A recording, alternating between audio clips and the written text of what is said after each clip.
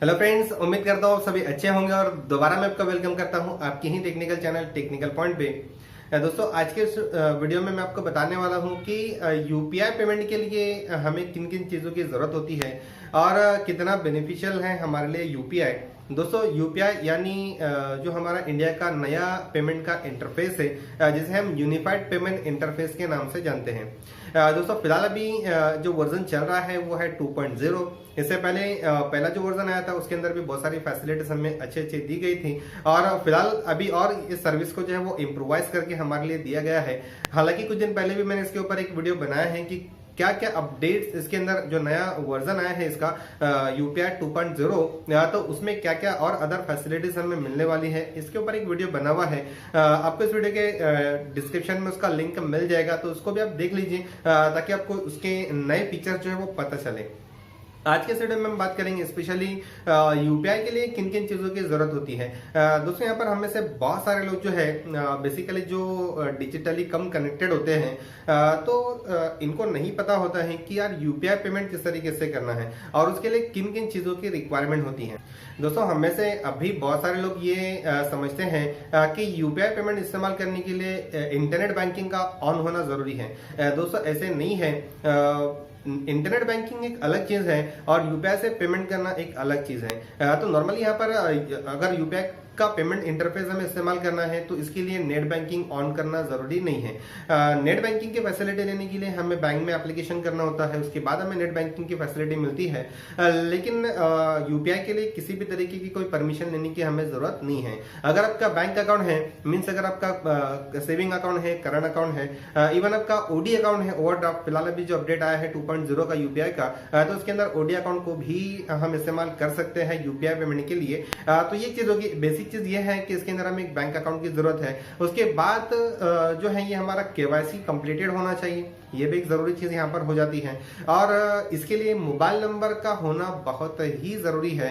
अगर आपके bank account में मोबाइल नंबर अपडेटेड नहीं है या तो फिर कोई और मोबाइल नंबर है और किसी और मोबाइल नंबर से अगर आप यूपीआई पेमेंट का इस्तेमाल करना चाहो तो पहली बात तो आप यूपीआई आईडी भी नहीं बना सकते। यानी ये चीज जो है वो कंपलसरी है कि जो बैंक अकाउंट के अंदर आपका मोबाइल नंबर रजिस्टर्ड है उसी मोबाइल से आपको जो है यूपीआई पेमेंट का इस्तेमाल करना होगा, तभी वो चीज पॉसिबल है। तो बेसिक सी रिक्वायरमेंट होती है। हालांकि बहुत सारे लोग जो है वो उसका इस्तेमाल अभी नहीं कर रहे, वो इसलिए क्योंकि डर लगता है कि यार ऑनलाइन पेमेंट है, ऑनलाइन है, नेट बैंकिंग है। दोस्तों, ऐसे कुछ भी नहीं है, आप बिंदास इसे यूज कीजिए। मैं तो बोलूंगा कि अगर आप नए हो, अगर आपने अब तक के यूपीआई को इस्तेमाल नहीं किया है तो इसे इस्तेमाल कीजिए। एटलीस्ट आप इसके लिए कोई मिनिमम अमाउंट नहीं है, कितनी भी अमाउंट आप 10-5 रुपए जो है आप यूपीआई से पेमेंट करके देखिए, तो डेफिनेटली आप सीख जाओगे। बहुत ही आसान सा है और बहुत सारा टाइम बच जाता है। अभी यहाँ पर अभी अगर हम इलेक्ट्रिसिटी का बिल पेमेंट करने जाते हैं तो कितना हमें, अगर हम ऑफलाइन पेड करते हैं तो कितना टाइम हमारा जाता है उसके अंदर। तो यहाँ पर हमें ना कोई एक्स्ट्रा चार्जेस है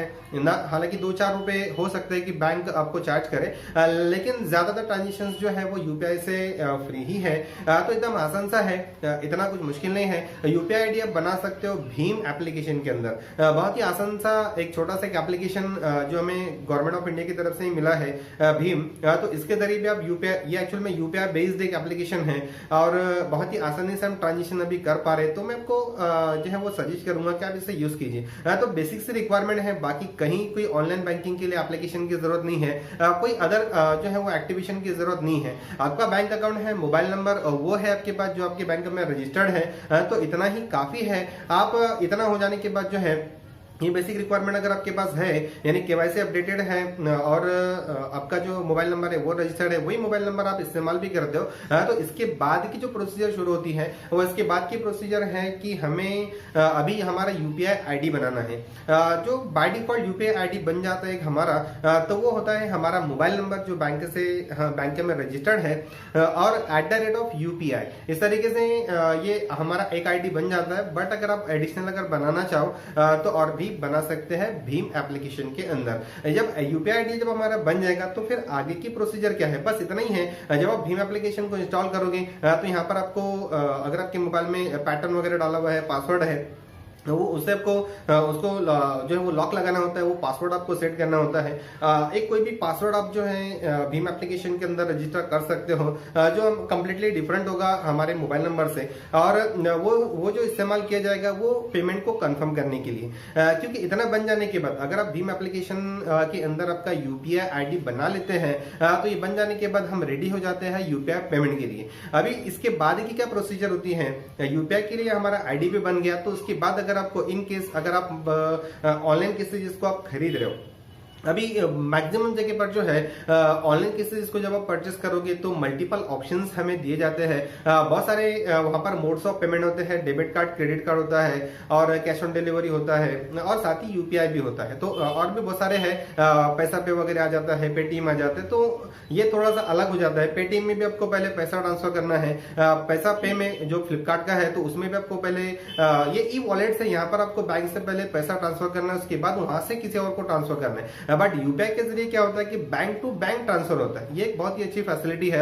और बहुत ही इंस्टेंटली होता है। ऐसे नहीं कि आज आपने कर दिया तो कुछ आवर्स के बाद होगा या फिर कुछ दिनों के बाद होगा, ऐसे नहीं होता है। जैसे आपने पेमेंट किया फौरन आपके अकाउंट से किसी और के बैंक अकाउंट में बैलेंस चल जाएगा, या कोई आपको पेमेंट करता है तो उसके अकाउंट से आपके अकाउंट में बैलेंस इंस्टेंटली आ जाएगा। तो ये बता रहा था कि यहाँ पर अगर आप ऑनलाइन पेमेंट कर रहे हैं, फॉर एग्जाम्पल ऑनलाइन कोई चीज को आप खरीद रहे हैं, तो ऑप्शंस होता है वहां पर यूपीआई का। जब आप पे नाउ पे या तो फिर बाय नाउ पर पहुंचते हैं, पे टैप करने के बाद जो है अभी क्या होगा, अगर आप यूपीआई से पेमेंट आप करना चाहो, यूपीआई लेने के बाद फिर अगले स्टेप में हमसे पूछा जाता है कि what is your UPI code. तो यूपीआई कोड क्या है आपका, तो आप वहां पर डाल लीजिए। जैसे ही आप वहां पर यूपीआई कोड डालने के बाद इसे सबमिट करोगे, सबमिट करने के बाद वो रिक्वेस्ट जो आती है वो हमारे भीम एप्लीकेशन में वहां से आपको उसको प्रोसीड करना होता है, वहां से उसे कंफर्म करना होता है। यानी ऐसे नहीं है कि कोई अगर आपका यूपीआई आईडी जान लेगा तो वो आपके अकाउंट से पैसा ट्रांसफर कर पाएगा, ऐसे नहीं है। हाँ, एक चीज यहाँ पर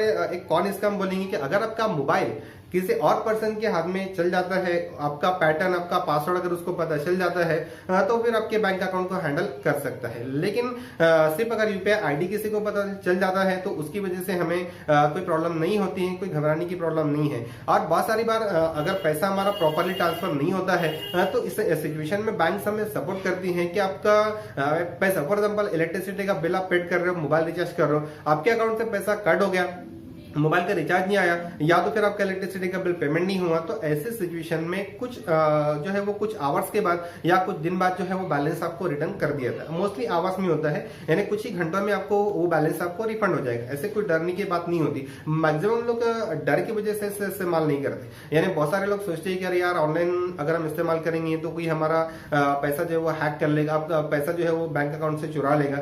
प्रैक्टिकली चीजें होती है, लेकिन बहुत माइनर से उसके परसेंट, बहुत कम उसके परसेंटेज है। यानी कि करोड़ों लोगों में जो है वो कुछ लोग ऐसे होते हैं जो अपनी क्रेडेंशियल्स, अपने आईडी पासवर्ड, अपना जो भी डिटेल होता है, जो सीक्रेट्स होती है वो बताना नहीं चाहिए। वो अगर किसी से शेयर कर लेते तो फिर ऐसी प्रॉब्लम्स होती है। आप आपके क्रेडेंशियल्स, आपके मोबाइल, आपके पासवर्ड किसी से अगर शेयर नहीं करेंगे तो आपको कोई भी प्रॉब्लम नहीं होगी। बिंदास आप यूज कीजिए, जैसे मैंने आपको पहले बताया, कोई डरने वाली बात नहीं है। आप पहले मिनिमम ट्रांजेक्शन कीजिए, बाद में बड़े बड़े कीजिए। तो ये बता रहा था कि यूपीआई से आप पेमेंट अगर करते हो, ऑनलाइन अगर आप पेमेंट करोगे, यूपीआई का सिलेक्ट करोगे, आपका यूपीआई आईडी सबमिट करने के बाद वो रिक्वेस्ट आती है हमें भीम एप्लीकेशन के अंदर। तो भीम एप्लीकेशन के अंदर वो आईडी पासवर्ड हमें ओपन करना होता है। वो आईडी पासवर्ड से ओपन करने के बाद जो है फिर हमें वहां से जो हमारा पेंडिंग का सेशन होता है भीम एप्लीकेशन में, वहां पर वो ट्रांजेक्शन की रिक्वेस्ट जो हमें बताई जाती है। यानी हमसे वहां पर और एक बार कंफर्म किया जाता है कि आपकी ये पेमेंट की रिक्वेस्ट आई है। इनकेस अगर ये सारी चीजें कोई और भी करता है तो भीम एप्लीकेशन के अंदर आपको रिक्वेस्ट आती है। यानी अगर किसी को अगर आपका आईडी पता चल गया और आईडी पता चलने के बाद अगर वो पेमेंट करने के लिए उसे ट्राई करेगा, तो जैसे वो पेमेंट करने के लिए यूपीआई सेलेक्ट करने के बाद आपका यूपीआई कोड अगर डालता है तो वो रिक्वेस्ट आपको ही आने वाली है भीम एप्लीकेशन के अंदर। तो वहां पर अगर आप अननोन अगर आई है रिक्वेस्ट आपको, तो उसे आप जो है वो डिस्क्लाइन कर सकते हैं, उसे आप कैंसिल कर सकते हैं। अदरवाइज अगर आपने खुद ही किया है, सेल्फ की है, या आप जानते हैं कि किसने की है, आपकी मर्जी से सारी चीज अगर हो रही है तो फिर डेफिनेटली पासवर्ड डालकर जो है इसे कंफर्म आप कर सकते हैं। तो बहुत ही आसान सा जो है पेमेंट का मेथड है और बहुत ही बेस्ट है दोस्तों। अभी के अगर आपको वक्त बचाना है तो आपको यूपीआई पेमेंट का ही इस्तेमाल करना होगा। यानी पेमेंट करते वक्त बेसिकली मैं बात कर रहा हूँ, तो ये बहुत ही अच्छा जो है पेमेंट का सिस्टम है, इसे आप जरूर इस्तेमाल कीजिए। एक्चुअल में मैं आपको इसके लिए क्यों फोर्स कर रहा हूँ, मैं फोर्स नहीं कर रहा हूँ, मैं आपको सजेशन दे रहा हूँ। ये इसलिए बार बार मैं इसलिए आपको बोल रहा हूँ क्योंकि सारी चीजें बाद में डिजिटल ही होने वाली हैं। जितनी भी चीजें, जितने भी ट्रांजेक्शन आगे होने वाले हैं वो मैक्सिमम जो है वो ऑनलाइन ही होंगे। तो इसके लिए अगर आप पहले से सीख लेते हैं तो ये सारी चीजों को बाद में किसी से पूछने की हमें जरूरत नहीं पड़ेगी, क्योंकि हम देख रहे हैं कि कितना तेजी से हम ऑनलाइन की तरफ जा रहे हैं। बहुत सारी चीजें ऐसी होती है जो हमारे ऑफलाइन मार्केट में नहीं मिलती, तो हम डेफिनेटली ऑनलाइन मार्केट का सहारा लेकर उससे खरीदते हैं। बहुत सारे यूनिक प्रोडक्ट होते हैं जो हमारे मार्केट में नहीं मिलते, जो है वो मेट्रोपॉलिटन सिटीज में मिलते हैं, बड़ी सिटीज में मिलते हैं, या तो फिर ऐसे लोकेशंस में मिलते हैं जहां हमारी रीच नहीं है। तो ऐसी कंडीशन में हम ऑनलाइन का सहारा लेते हैं, वहां पर ऑनलाइन पेमेंट का इस्तेमाल करनी होता है। तो दोस्तों यही बेसिक सी चीज थी यूपीआई के बारे में। तो सोचा कि ये सारी चीजें आपसे शेयर करूं। इससे पहले भी 2 वीडियो में आपके लिए यूपीआई के बेस पर 2 या 3 लगभग वीडियो में आपके लिए यूपीआई की बेस पर बना चुका हूं। तो उनको भी आप वीडियो की लिस्ट में अपने चैनल पर टेक्निकल पॉइंट पर देख लीजिए, ताकि और भी आप अपडेट हो जाए इसके बारे में। तो दोस्तों उम्मीद है सारी चीजें जो भी मैंने आपको बताई है आपको अच्छी लगी होगी। इस वीडियो को आप लाइक जरूर करें, इस वीडियो को अपने दोस्तों से ज्यादा शेयर करें, और अगर आपने अब तक के टेक्निकल पॉइंट को सब्सक्राइब नहीं किया है तो इसे सब्सक्राइब कर लें, साथ ही बेल आइकन को भी प्रेस कर लें, ताकि जब भी कोई एक नया वीडियो चैनल पर आए तो आपको इसका मैसेज मिले और आप उस वीडियो को देखकर अपनी नॉलेज को बढ़ा पाए। तो दोस्तों जल्दी ही मिलेंगे एक नए और बहुत ही यूजफुल और इंटरेस्टिंग टॉपिक के साथ। तब तक के good bye and take care.